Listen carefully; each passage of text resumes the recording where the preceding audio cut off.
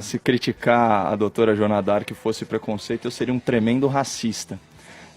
Eu não sou psicólogo clínico, né, mas o diagnóstico aqui ele é evidente. A gente está diante de uma psicopatologia. Mitomania clássica, né? Aquela tendência patológica para mentir e contar histórias fantasiosas como se verdadeiras fossem, né? Inclusive visando aprovação social. Tem uma variação, inclusive, que é a síndrome de Latifi, na qual a própria pessoa ela encontra dificuldade de discernir o que é verdade, o que faz de conta. É tipo um petista defendendo a inocência do Lula. De tanto mentir, o cara passa a acreditar nas próprias falácias. É gravíssimo, Aros. Mas olha, a doutora d'Arc, ela mente como respira.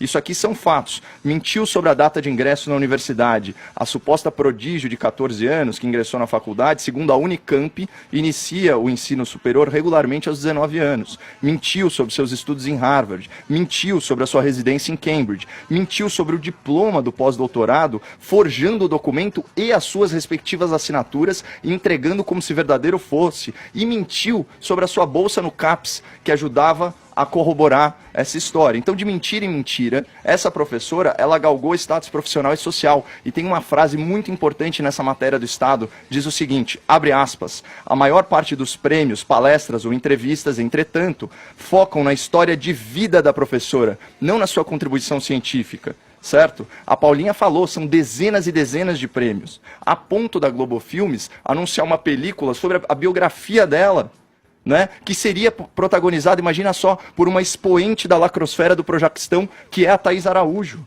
Olha o hype disso. E aí a gente vê, né, o prestígio da doutora Joana, ele vai dizer muito mais sobre a nossa sociedade do que sobre ela. Porque a gente vive na sociedade do espetáculo. A gente é apaixonado por quê? Por narrativa.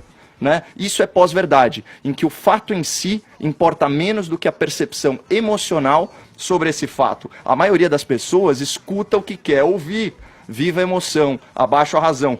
Dois outros exemplos só para a gente ficar na área da educação. A gente tem um ex-presidente iletrado que faz apologia da ignorância e da preguiça intelectual, mas tem vários títulos de doutor honoris causa. A militância aplaude. Outro caso, o nosso patrono da educação. A gente tem um patrono de educação cuja filosofia pedagógica legou o Brasil nas últimas posições dos rankings internacionais de educação. E mesmo assim, a Academia Brasileira e Internacional aplaude também.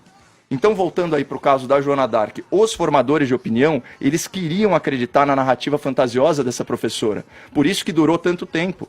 Porque isso validava a preconcepção política e social que esses formadores de opinião, esses elitistas, tinham do mundo. Inclusive os responsáveis por checar as informações. Aliás, Paulinha, a gente tem de fato mesmo que parabenizar o Felipe Resch e a Renata Cafardo por essa matéria de jornalismo investigativo. Só que tem, né, o silver lining, né, vamos dizer, o lado positivo, a metade cheia do copo aqui, que é o seguinte, a Globo Filmes agora tem uma oportunidade de ouro nas mãos, porque o enredo ficou muito, mas muito mais interessante.